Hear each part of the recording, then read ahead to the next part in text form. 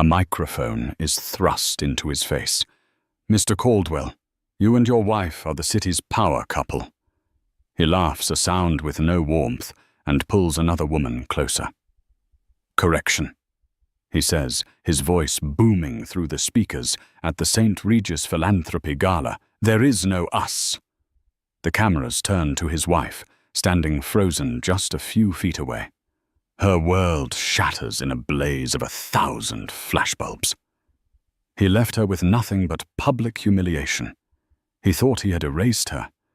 He never imagined that the next time cameras saw her, she would be walking through the front doors of his billion-dollar company as its new CEO. The air in the Metropolitan Grand Ballroom was thick with the scent of money, a cloying mix of expensive perfume, French catering, and ambition. For Eva Reyes, it smelled like suffocation. She stood beside her husband, Nathaniel Caldwell, a perfect accessory to his custom-tailored Tom Ford suit. Her own gown, a shimmering silver creation, felt less like a dress and more like a beautifully crafted cage. For 5 years, this had been her life, a whirlwind of galas, fundraisers, and photo ops, always a pace behind Nathaniel. Her smile perfectly calibrated, her opinions safely tucked away. Nathaniel Caldwell, the boy wonder of Silicon Valley, who had pivoted into global finance, was a man carved from arrogance and ambition. His company, Caldwell Innovations, was his empire, and he was its undisputed king. To the world, he and Eva were the ultimate power couple. He the brilliant visionary, she the elegant, supportive wife who ran their charitable foundation and hosted flawless dinner parties. Tonight was the annual Caldwell Foundation Gala, the pinnacle of their social calendar. Eva had overseen every detail from the ice sculptures to the seating chart that navigated the treacherous waters of New York's elite. Yet as she stood there, a knot of dread tightened in her stomach. For the past 6 months, Nathaniel had been distant. His courtesies strained his touch, fleeting and cold. His phone, once left carelessly on the nightstand, was now perpetually guarded. "Nathaniel, darling," she murmured, forcing a gentle smile. "Councilman Peters is waving at you." He glanced over, his jaw tight.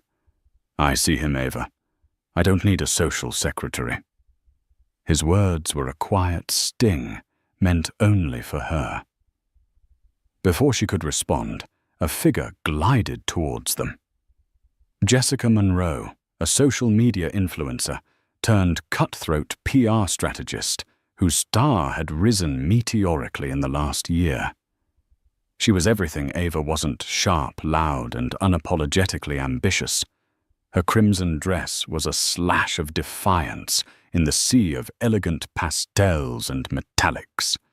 She placed a perfectly manicured hand on Nathaniel's arm, her touch lingering far too long to be polite. "Nate, darling, you've outdone yourself. This party is the only thing anyone will be talking about for months." Jessica purred, ignoring Eva completely. "It's all about making an impact, Jess. You know that," Nathaniel replied, his voice warming in a way it hadn't for Eva in years. The knot in Eva's stomach turned to ice. She saw it then in the slight lean of his body towards Jessica, in the proprietary way Jessica smiled at him. This wasn't just a flirtation. This was a replacement. The main event of the evening was Nathaniel's speech. As he ascended the stage, the room fell silent. Eva watched from their table, her heart hammering against her ribs. He spoke of innovation, of disruption, of the future his company was building. He was charismatic, powerful, and utterly captivating. He was the man she had fallen in love with, a man she barely recognized anymore. He finished his speech to thunderous applause. The press, a pack of wolves in the corner, began shouting questions. A reporter from the New York Post, known for his abrasive style, yelled out, "Mr. Caldwell, rumors are swirling about a new partnership both in business and in your personal life. Can you comment? A flicker of annoyance crossed Nathaniel's face, but it was quickly replaced by a calculated smile. This was it. The moment. Ava felt the air leave her lungs. Partnerships are about synergy, Nathaniel began, his voice smooth as silk. About finding a vision that aligns with your own. Caldwell Innovations is moving into a new era, and yes, so am I. He paused, letting the drama hang in the air. He then gestured towards the side of the stage, and Jessica Monroe walked out, taking his hand. Gasps rippled through the ballroom. The camera flashes became a blinding, continuous strobe, all aimed at the stage. But then Nathaniel did something even more cruel. He looked directly at Ava, his eyes cold and devoid of any emotion. Ava and I have had our time, he announced, his voice amplified throughout the massive hall. But my future requires a different kind of partner, someone with vision and drive. We've decided to go our separate ways. The foundation will, of course, be restructured. He didn't say he was divorcing her. He didn't say they were separating. He framed it as a business decision, a corporate restructuring. She was a redundant asset being liquidated. The humiliation was a physical blow knocking the breath from her body and leaving her exposed, pinned by the stares of 1,000 people. The whispers started immediately, a low hiss that felt louder than a scream. The reporters, smelling blood, abandoned the stage and swarmed towards her table. Mrs. Caldwell, how do you feel? Were you blindsided? Is it true you're being left for Ms. Monroe? She couldn't speak. Her throat was closed tight. She stood up, her legs trembling, and tried to walk away. The cameras followed their lenses like the eyes of predators. Every flash felt like a slap in the face. She saw no sympathy in the crowd, only a hungry, voracious curiosity. She was no longer a person. She was a spectacle, the discarded wife, the tragic figure in tonight's breaking news. She finally made it to the exit, stumbling out into the cool night air, the sound of the party of her life imploding still ringing in her ears. A doorman hailed her a cab, his face a mask of pity. As the taxi pulled away from the curb, Ava looked back at the Grand Hotel, a glittering monument to the life that had just been publicly ripped away from her. The tears finally came hot and silent. He thought he had broken her. He thought he had won. What Nathaniel Caldwell didn't know was that he hadn't just ended a marriage. He had unleashed a force he couldn't possibly comprehend. The first 72 hours were a blur of sympathetic yet prying phone calls, headlines that screamed her name, and the hollow echo of her sprawling penthouse apartment. Nathaniel hadn't even bothered to come home. His things were gone, removed by a discreet team of movers, while she was still reeling from the gala. He had sent a single text. My lawyers will be in touch. They will be generous. Generosity. He thought he could buy her silence, her compliance with a settlement. He thought her world began and ended with his. For 5 years, she had let him believe that. It had been the most effective camouflage. Ava Reyes was not born into the world of galas and penthouses. She was the daughter of a high school history teacher and a librarian. But her maternal grandfather, a man Nathaniel had dismissed as a reclusive old bookkeeper from Chicago, was someone else entirely. Julian Reyes had been a ghost, a quiet, unassuming man who had built a staggering fortune through decades of patient, ruthless, and brilliantly insightful investing. He was a value investor of the old school, a man who saw patterns no one else did, who understood that true power wasn't loud and flashy. It was structural and absolute. When Ava's parents died in a car crash when she was 19, Julian had become her guardian. He didn't just give her a home. He gave her an education that no Ivy League business school could offer. While she pursued her public degree in art history, a subject Nathaniel found charmingly non-threatening. Her real studies took place in her grandfather's dusty, book-lined office. He taught her how to read a balance sheet, not as a collection of numbers, but as a company's biography, revealing its strengths, secrets, and fatal flaws. He taught her about proxy fights, leveraged buyouts, and the art of acquiring power through stealth. Never let them see you as a threat until the moment you own them. He used to say, his voice a low rumble. Let them underestimate you. It's the most valuable asset you'll ever have. When Julian passed away 2 years into her marriage with Nathaniel, he left her everything. An inheritance so vast and so cleverly hidden within a labyrinth of trusts and holding companies that even Nathaniel, with all his financial acumen, had no idea of its scale. He just saw the modest trust fund she lived off, believing it to be a comfortable but insignificant family legacy. Ava walked over to a heavy, ornate bookshelf in her study. She ran her fingers along the spine of a worn copy of The Odyssey, her grandfather's favorite. She pulled it out, and with a soft click, a section of the bookshelf swung inward, revealing a cold steel safe.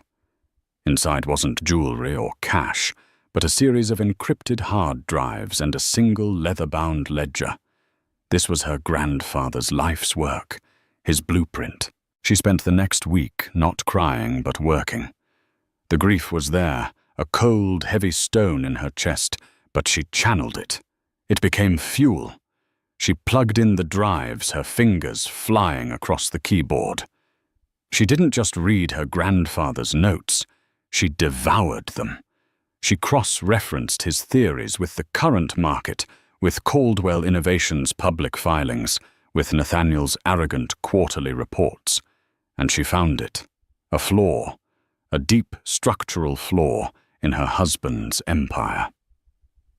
Nathaniel was a visionary, but he was also a gambler. He expanded too quickly, funding his pet projects and flashy acquisitions with immense amounts of debt.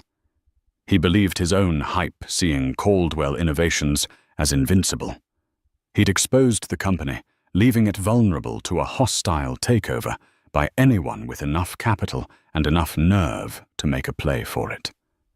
She picked up the phone and dialed a number she hadn't used in years. "Chen and Associates," a crisp voice answered.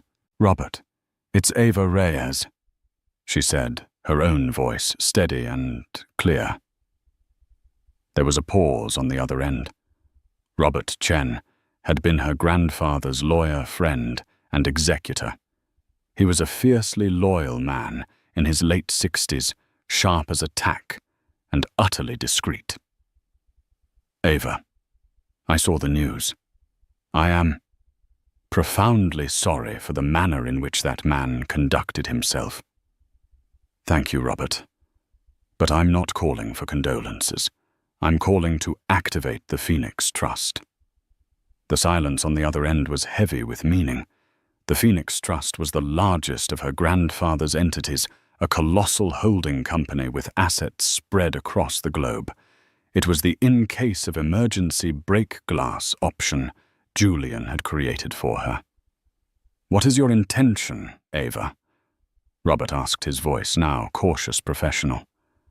"I'm going to buy my husband's company," she stated, not a hint of doubt in her voice. "He built his kingdom on debt and ego. I'm going to take it over with strategy and capital. My grandfather taught me how to spot a distressed asset, and right now the most distressed asset I see is the CEO of Caldwell Innovations." Robert Chen was quiet for a long moment. Ava could almost hear the gears turning in his brilliant legal mind. Finally he spoke, and for the first time in a week, Ava felt a genuine smile touch her lips.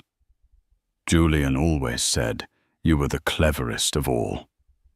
Robert said, a hint of admiration in his tone. He would be incredibly proud. All right, Ava, let's get to work. Let's give Mr. Caldwell an education in finance he won't soon forget. For the next few weeks, Ava Reyes disappeared.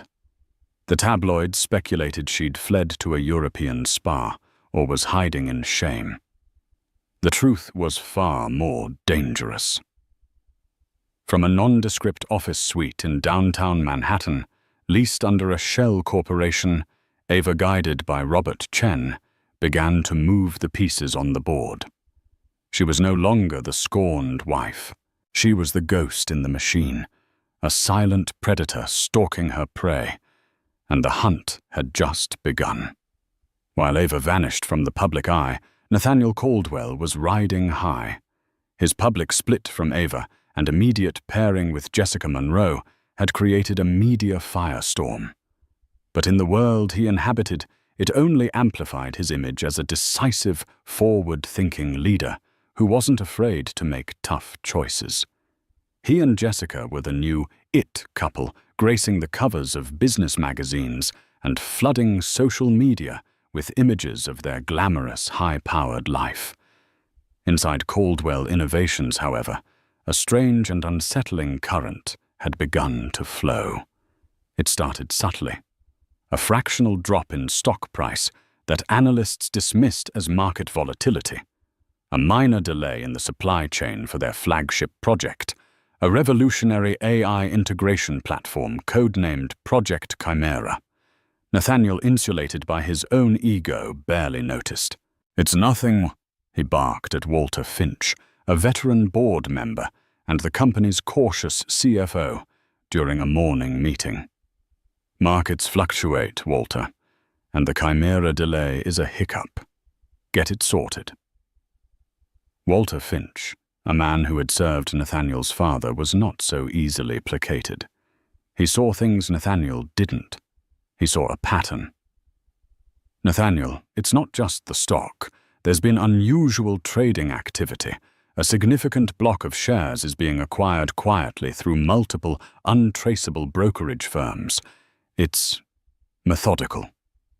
It's probably just a rival fund trying to spook us. BlackRock or Vanguard flexing their muscles. Ignore it. Focus on the Chimera launch. That's our golden ticket. Once it's live, our stock will soar, and whoever is playing games will be history," Nathaniel said, waving a dismissive hand. He had no idea that the rival fund was operating out of a quiet office 20 blocks away. Ava, with Robert Chen at her side, was the architect of the storm. She wasn't just buying shares. She was executing a multi-pronged assault devised from her grandfather's playbook. The first step was the acquisition. Using the vast, untraceable network of the Phoenix Trust, she began absorbing Caldwell Innovations stock. She bought on the dips, never purchasing enough at once to trigger SEC alarms, slowly and silently accumulating a position of power. The second step was strategic disruption. The supply chain delay for Project Chimera wasn't an accident. Robert Chen, through his extensive network, had identified the key microchip supplier in Taiwan. The Phoenix Trust then made that supplier an offer they couldn't refuse, an exclusive decade-long contract to produce next-generation chips for a new, confidential tech venture at a 30% premium. The supplier, facing a choice between a demanding client like Caldwell and a lucrative long-term deal, suddenly found themselves with unforeseen production bottlenecks for Nathaniel's orders. "What do you mean they can't meet the deadline?" Nathaniel roared into his phone, his face turning a dangerous shade of red. "We have a contract, sue them." But he couldn't. The contract had a cleverly worded force majeure clause that Ava's legal team had identified weeks ago. The delay would set Project Chimera back by at least 6 months. It was the first real crack in Nathaniel's invincible facade. The third and most insidious step was a war of information. Ava fed anonymous, highly technical, and deeply critical analyses of Project Chimera's security protocols to influential financial bloggers and tech journalists. The posts were brilliant, highlighting potential vulnerabilities in the AI that Nathaniel's team had overlooked in their rush to market. The narrative began to shift. Whispers of overhyped security risks and vaporware started to circulate on Wall Street. The stock, once just dipping, began to slide. Nathaniel grew increasingly paranoid and volatile. He lashed out at his staff, blaming them for the delays and the negative press. His relationship with Jessica, built on the thrill of power and publicity, began to show strain under the pressure.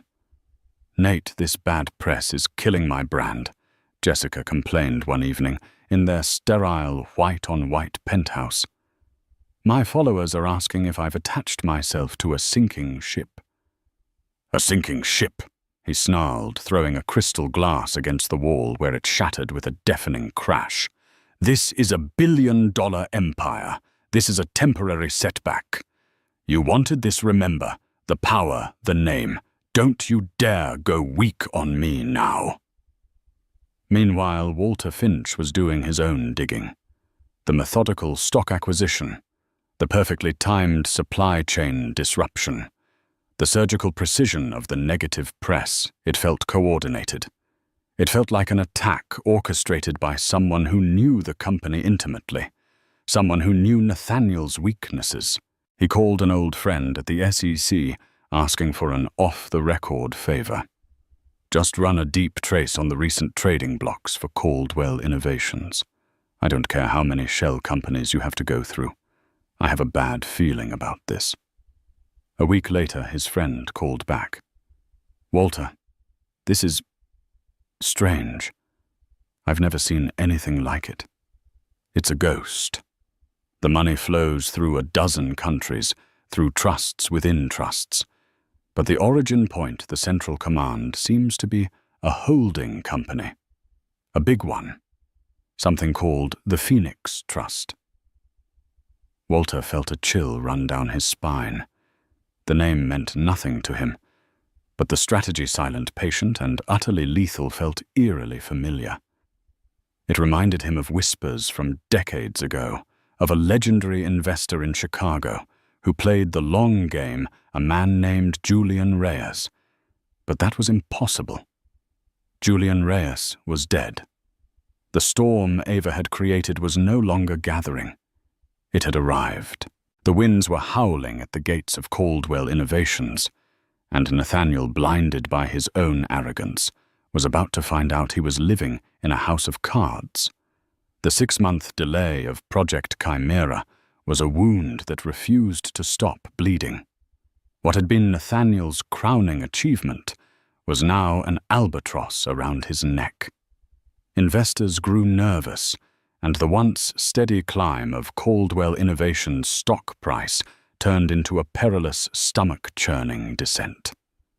The company, over-leveraged and dependent on the project's success, was hemorrhaging money and credibility. Nathaniel's world, once a monument to his own success, began to shrink.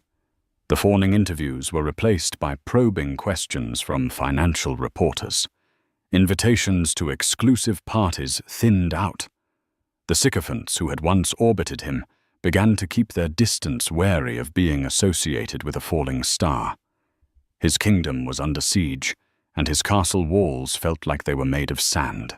His rage needed a target, and he found one in Walter Finch.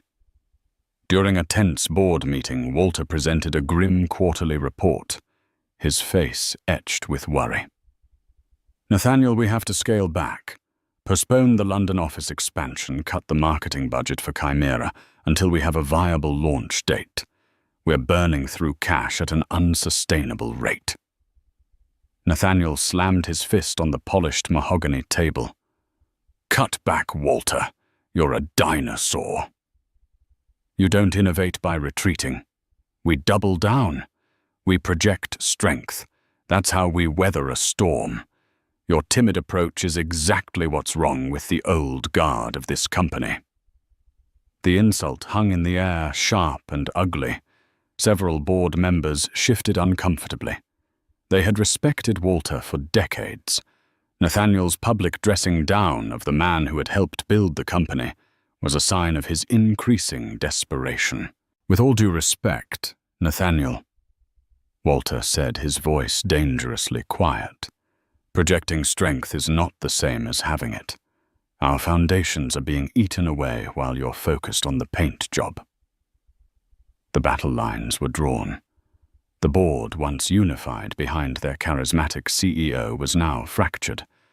The pressure took its toll on his personal life as well. The passionate illicit affair with Jessica had curdled into a tense transactional arrangement. She was a brand, and his tarnished reputation was bad for business. "I was at a product launch for Chanel yesterday," she told him one evening, scrolling through her phone, her face illuminated by the screen. "You know who was there, Ava?" Nathaniel froze a forkful of risotto halfway to his mouth. "Ava. What was she doing there? Talking to Bernard Arnault's son, apparently." Jessica said, a note of bitter jealousy in her voice. She looked incredible, composed. Everyone was flocking to her. They've completely forgotten about the gala. Now she's this mysterious, tragic phoenix figure. It's a much better story than the scorned wife. The news infuriated Nathaniel. He had expected Ava to crumble, to retreat from the world, broken and irrelevant. Instead, she was thriving. It didn't make sense. The thought of her poised and admired while his own world was unraveling was an intolerable insult. Meanwhile, the silent assault on his company escalated. The Phoenix Trust, having acquired a significant minority stake, moved to the next phase of Julian Reyes's blueprint, the proxy fight. Robert Chen, acting as the public face of a concerned group of activist investors, began formally contacting major shareholders, pension funds, investment banks, and other institutional holders of Caldwell stock. The documents they sent were masterpieces of corporate warfare. They laid bare Nathaniel's reckless, spending the mountains of debt he had accrued, and the critical design flaws in Project Chimera. They presented a clear, undeniable case that current management was driving the company towards bankruptcy. The whispers on Wall Street became a roar. "Hostile takeover" was the phrase on everyone's lips. Walter Finch watched it all unfold with a grim sense of inevitability. His own investigation into the Phoenix Trust had led him down a rabbit hole that ended astonishingly at the estate of the late Julian Reyes. It still didn't connect to Ava in any concrete way. The legal firewalls were perfect, but the coincidence was too glaring to ignore. He remembered Ava from company dinners, a quiet, intelligent woman with observant eyes, whom Nathaniel treated like a piece of decorative furniture. Had they all been that blind? The final blow came on a Tuesday morning. An official, legally binding notice was delivered to the board of Caldwell Innovations. The Phoenix Trust, now representing a coalition of shareholders that collectively controlled 51% of the company's voting stock, was calling for an emergency board meeting. The agenda was a single item, a vote of no confidence in CEO Nathaniel Caldwell and the immediate installation of a new chief executive. Nathaniel stared at the document, his hands shaking with fury. "They can't do this. This is my company. My father built this," he yelled at his legal team. "Legally, Nathaniel, they can," his lead counsel replied, his face pale. "They have the shares. They have the votes. The meeting is in 48 hours. They've already won." Panic began to set in, cold and sharp. He was trapped, outmaneuvered. He started making frantic calls to board members, pleading, threatening, calling in old favors. But it was too late. The tide had turned against him. They saw him not as a leader, but as a liability. The night before the meeting, he sat alone in his vast, empty office. The glittering city lights spread out below him. He thought of Ava. He had cast her out publicly, humiliated her, and assumed she would simply disappear. He had underestimated her so profoundly, so completely, that it was almost laughable. He had seen her as a beautiful, simple ornament, never once suspecting she was the one person in the world who could dismantle his entire life piece by piece without him even seeing her coming. The facade had not just crumbled, it had been utterly demolished. The atmosphere in the Caldwell Innovations boardroom on the 48th floor was funereal.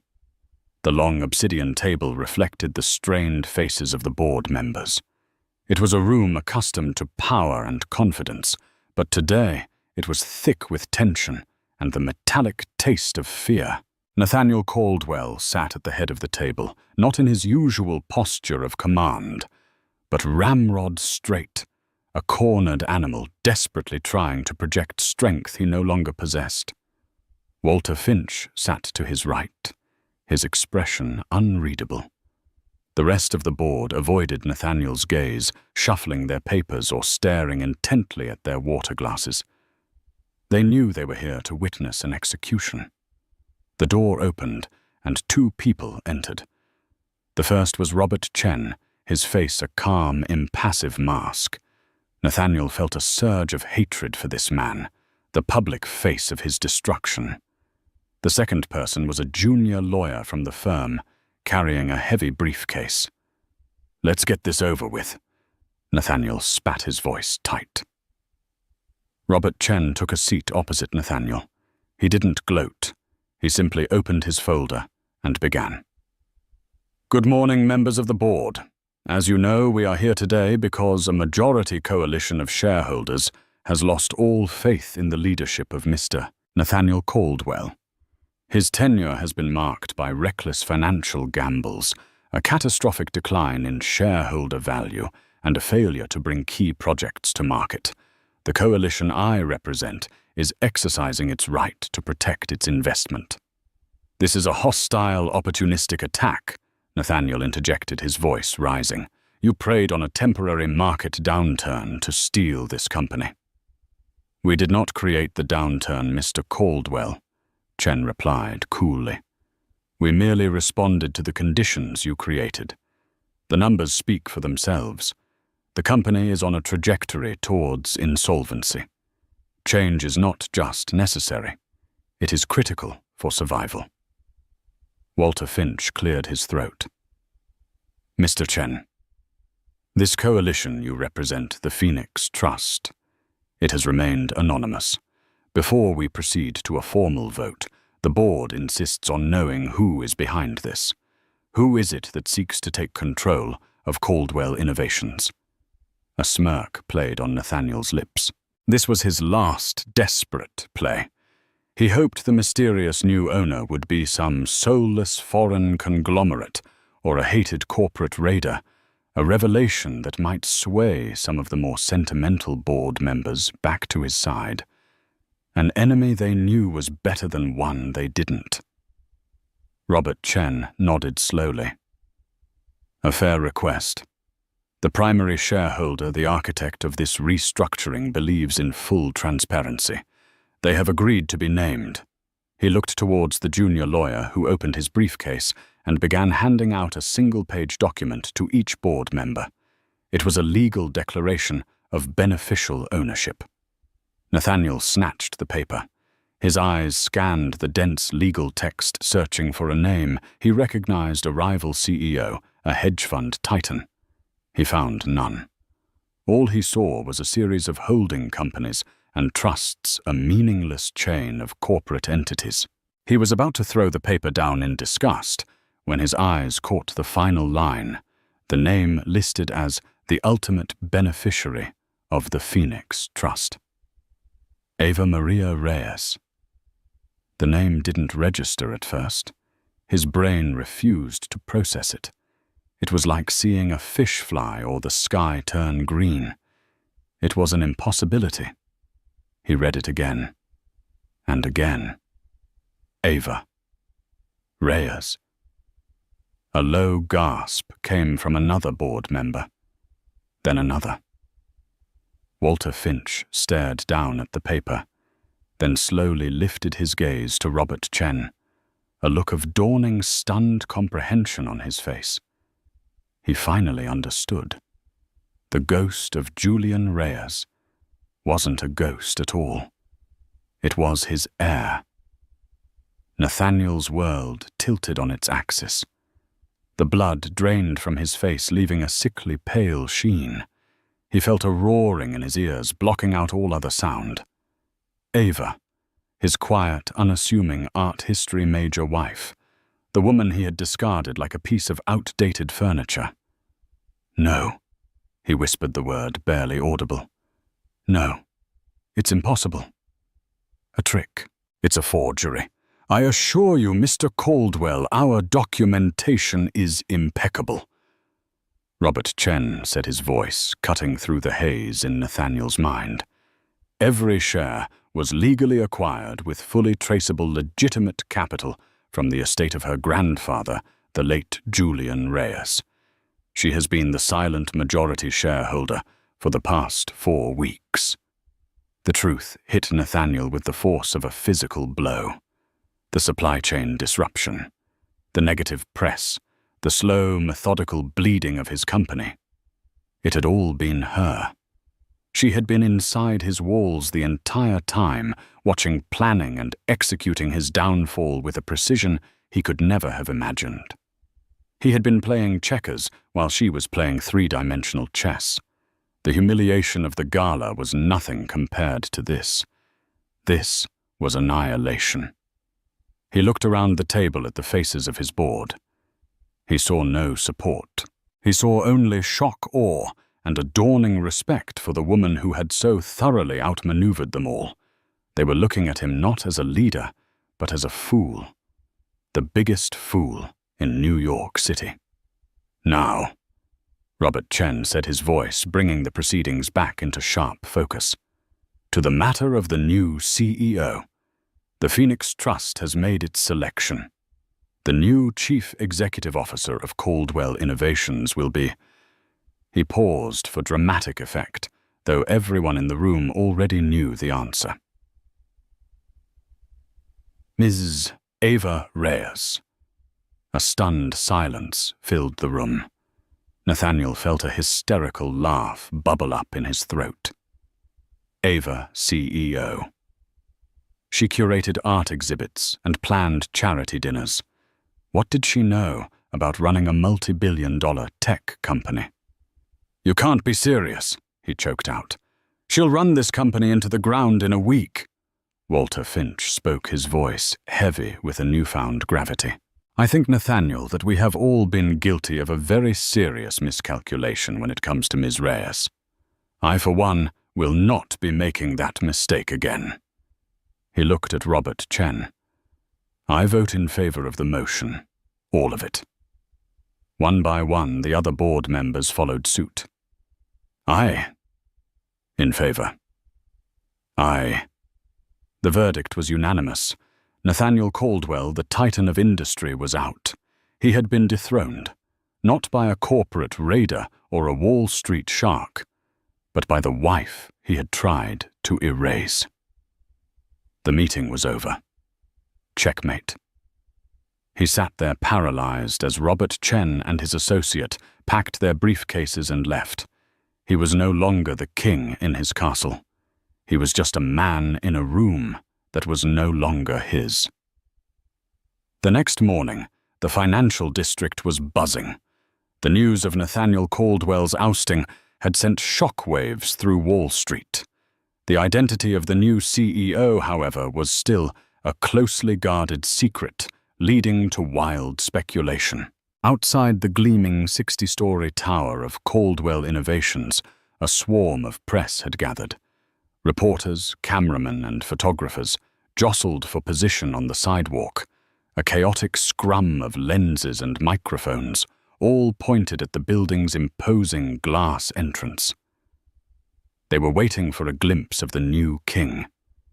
At precisely 8:59 a.m., a sleek black Audi A8, conspicuously understated compared to Nathaniel's flashy Maybach pulled up to the curb. The press surged forward, their questions a chaotic roar. Who's in the car? Is it the new CEO? What does this mean for the company's future? The back door opened. A single high-heeled shoe, sharp and black as a stiletto dagger, touched the pavement. Then a figure emerged, and a hush fell over the clamoring crowd, quickly replaced by a furious, almost deafening explosion of camera shutters. It was Ava Reyes. But this was not the woman from the gala. The shimmering silver gown was gone, replaced by a bespoke charcoal grey power suit, tailored to perfection. Her hair, once worn in soft waves, was pulled back into a severe, elegant chignon. Her face was bare of the demure makeup she once wore, now subtly enhanced to highlight the sharp intelligence in her eyes and the resolute set of her jaw. She wore no jewelry save for a simple classic watch on her wrist and a pair of small diamond studs. She radiated an aura of untouchable ice-cold authority. She didn't flinch at the flash bulbs or the shouted questions. She simply looked straight ahead and walked towards the entrance, her stride confident and measured. The security guards, looking stunned, scrambled to open the doors for her. The camera caught it all, the discarded wife, publicly humiliated just months before, now entering the headquarters of her husband's former empire as its conqueror. The lobby of Caldwell Innovations, usually a hub of frenetic energy, fell utterly silent as she entered. Employees heading to the elevators froze mid-step, their coffee cups hovering in the air. Traders on the internal floor looked up from their screens, their mouths agape. They all recognized her. They all knew the story. And none of them could believe what they were seeing. Ava walked directly to the private elevator that led to the executive suites, her heels clicking with sharp authority on the marble floor. As the silver doors slid shut, the lobby erupted in frantic whispers. Upstairs, Nathaniel was waiting. He had refused to leave, clinging to one last sliver of delusional hope that this was all a nightmare. He was in his office, pacing like a caged tiger, when the elevator chimed. The doors opened, and there she was. For a moment they just stared at each other across the 20 feet of plush carpeting that separated them. He saw a stranger. The soft, accommodating woman he had married was gone. In her place was a formidable executive, her eyes holding a look of detached assessment, like a geologist studying a rock. Ava. He breathed, his voice a hoarse whisper. What is this? Some kind of sick joke, a power play to get a better divorce settlement. Ava walked slowly into the office, her eyes sweeping over the space. She ran a finger along the edge of his desk. Her desk. There is no us to divorce, Nathaniel, she said, her voice calm and even, echoing the cruel words he had spoken at the gala. Remember, this isn't personal. It's a corporate restructuring. You were a redundant asset. The words, his own words, hit him harder than a physical slap. He recoiled, his face contorting in a mask of fury and disbelief. You can't do this, he stammered. You don't know the first thing about running this place. The board will laugh you out of the room. The board has already made their decision, Ava stated flatly. I suggest you consult your lawyer.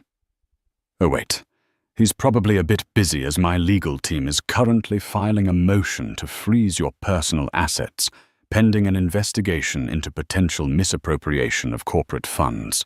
Your expense accounts for the last 2 years were illuminating. Nathaniel paled. The trips with Jessica, the gifts, the lavish spending he'd written off as business expenses, she knew. She knew everything. Now, Ava continued, moving to stand behind the huge mahogany desk, placing her hands on the back of the leather chair. You have 1 hour to clear out your personal effects. Security will escort you out. If you cause a scene, they have been instructed to call the police and have you removed for trespassing. Your access has already been revoked." She looked him directly in the eye, and for the first time Nathaniel felt true fear. He wasn't looking at his wife. He was looking at the woman who held his entire life in the palm of her hand and was preparing to squeeze. "Who are you?" he whispered, the question filled with genuine, terrified confusion. "I'm the CEO," Ava replied, her voice leaving no room for argument. "Now get out of my office." Defeated, humiliated beyond measure. Nathaniel stumbled out. Ava watched him go, her expression unreadable. She didn't feel triumph or joy. She felt a quiet, resolute sense of purpose. She turned and looked out the floor-to-ceiling window at the city sprawling beneath her. It was the same view Nathaniel had looked at just the night before. But where he saw the end of his world, she saw the beginning of hers. Ava's first week as CEO was like walking through a minefield in a hurricane. The air in the executive suites of Caldwell Innovations was thick with a toxic cocktail of fear, resentment, and outright hostility. Nathaniel's hand-picked lieutenants, men who owed their careers to him, looked at her as a usurper, a temporary anomaly. They whispered in corridors, held closed-door meetings she wasn't invited to, and responded to her directives with a passive-aggressive slowness designed to undermine her authority. They were testing her, expecting the trophy wife to shatter under the pressure. They were sorely mistaken. Ava spent the first 72 hours in a state of quiet, relentless motion. She didn't stay locked in the CEO's office. She walked the floors. She visited the engineering department where the demoralized Project Chimera team was languishing. She didn't give them a rah-rah speech. Instead, she sat down with the lead programmer, a brilliant but cynical woman named Dr. Lena Petrova, and asked pointed technical questions about the AI's core architecture. Lena's initial guardedness melted into shock, then grudging respect, as Ava not only understood her complex answers, but identified a potential solution to a coding bottleneck they'd been stuck on for months. News of the CEO who could actually code spread through the company's internal servers like wildfire. Her next stop was the main trading floor. She stood on the gantry above, watching the frantic energy below. She could feel the skepticism radiating off the traders. Down there, she wasn't a CEO, she was a tabloid headline. She had the head of the division meet her not in her office, but right there in the heart of the chaos. She pointed to a series of algorithmic trades on his screen. "Your HFT algorithm is over-leveraged on Asian market futures," she said, her voice cutting cleanly through the noise. "It's chasing micro-trends and exposing the firm to massive currency fluctuation risk. I want a full diagnostic and a new risk model on my desk by Friday." The division head, a famously arrogant man, was left speechless. She knew she had to consolidate power, and her most crucial move was to secure the right allies. She summoned Walter Finch to her office at the end of the week. The older man entered, his expression cautious. He had supported her takeover, but he still didn't truly know her. "Walter," she began, gesturing to a chair, "I've spent the week diagnosing this company. It's a beautiful machine that has been driven badly and is on the verge of breaking down. It needs a master mechanic, someone who knows every gear and piston." "I've done my best to advise Nathaniel," Walter said, his voice tinged with the weariness of a man who was used to being ignored. "I know. I've read your reports, the ones he dismissed," Ava replied. "Your advice was sound. He was a fool not to take it." That's why I am formally asking you to step up from your role as CFO. I need you to be my chairman of the board." Walter was visibly stunned. The chairmanship was a position of immense power and prestige, a role he'd never dreamed of attaining under Nathaniel. "Me Ava. Ms. Reyes. Why? Because you love this company. Not just the idea of it," she said simply. "You have the one thing I don't, the trust of its institutional memory. I have the vision for where we need to go. You know the terrain we have to cross to get there. Together we can save this place.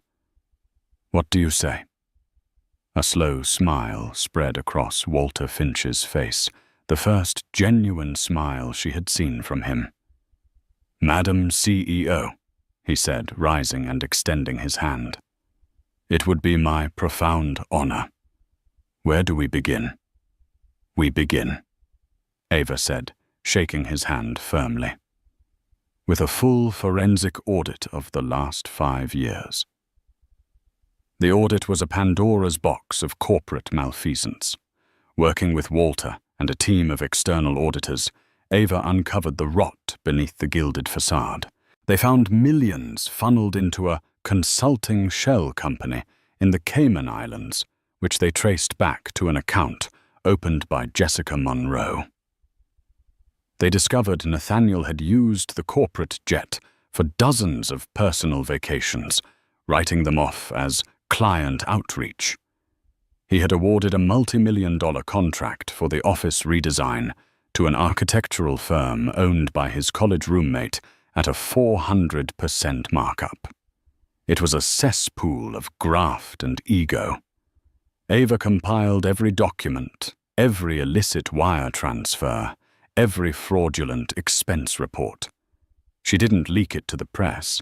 She didn't use it for blackmail. She sealed it in a secure briefcase and had it hand-delivered by Robert Chen to the regional office of the Securities and Exchange Commission. There would be no backroom deal. The law would run its course. Amidst the corporate cleanup, her past came calling.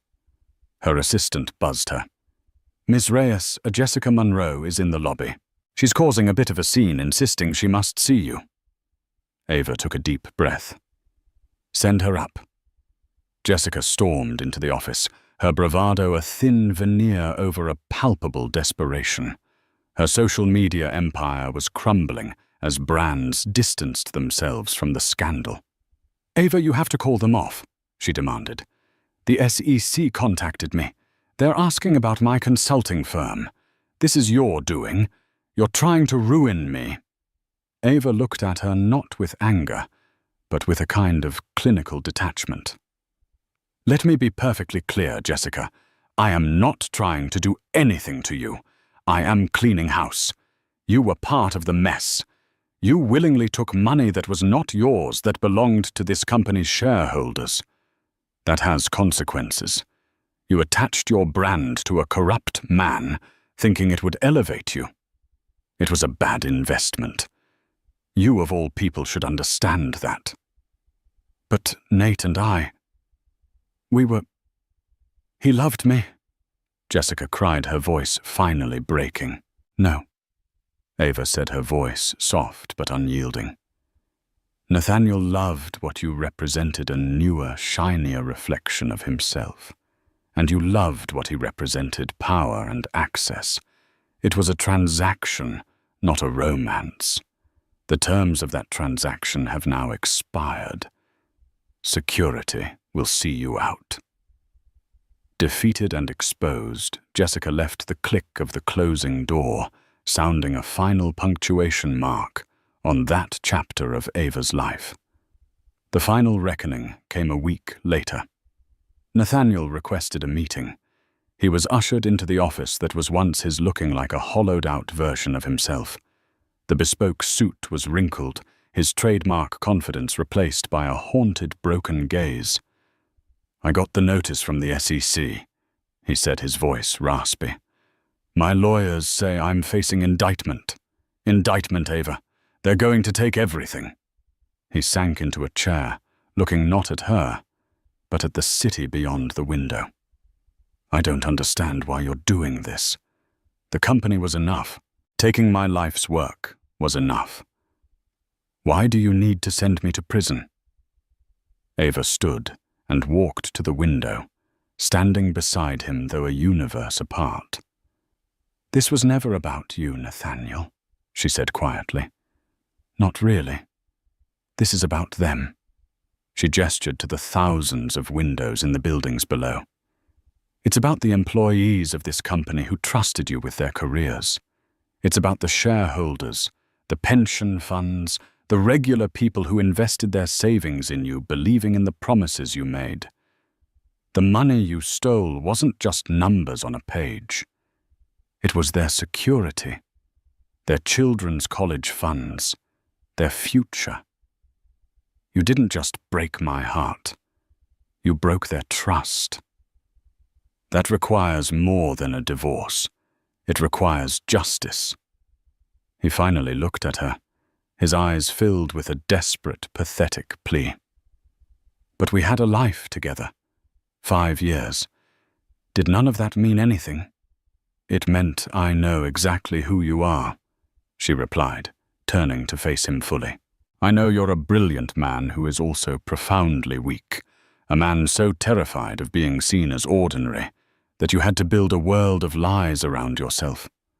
I was your prettiest lie, but I am done being a part of it. She walked back to her desk. You thought my world was small because I read books and looked at art. You never understood that books and art are about the human condition, about strategy, about seeing what others miss. You saw a decoration. My grandfather saw a student. He had no answer. There was nothing left to say. He had been so blinded by his own reflection that he had never truly seen the woman standing beside him. He finally understood that he hadn't been defeated by an enemy. He had been defeated by his own colossal arrogance. He gave a single tired nod and walked out of her office and out of her life forever. Ava stood alone in the silence, the setting sun casting long shadows across the floor. The war was over. She picked up the phone, not to a lawyer or an accountant, but to Dr. Petrova in R&D. Lena, it's Ava. I've reviewed your proposal for the new project, the Ethical AI Initiative. It's brilliant. Green-light it. You have a full budget effective immediately. A new era for Caldwell Innovations and for Ava Reyes had truly begun. The world would no longer define her as Nathaniel Caldwell's rejected wife.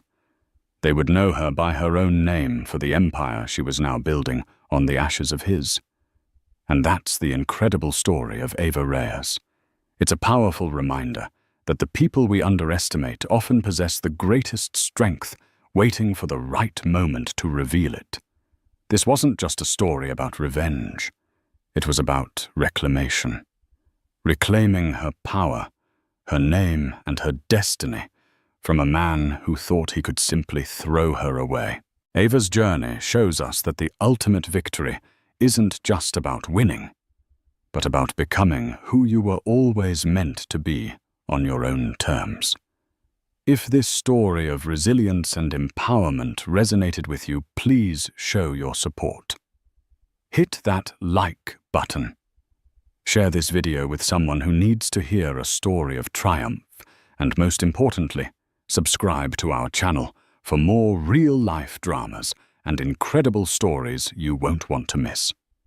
Click the notification bell so you never miss an update. Thank you for listening.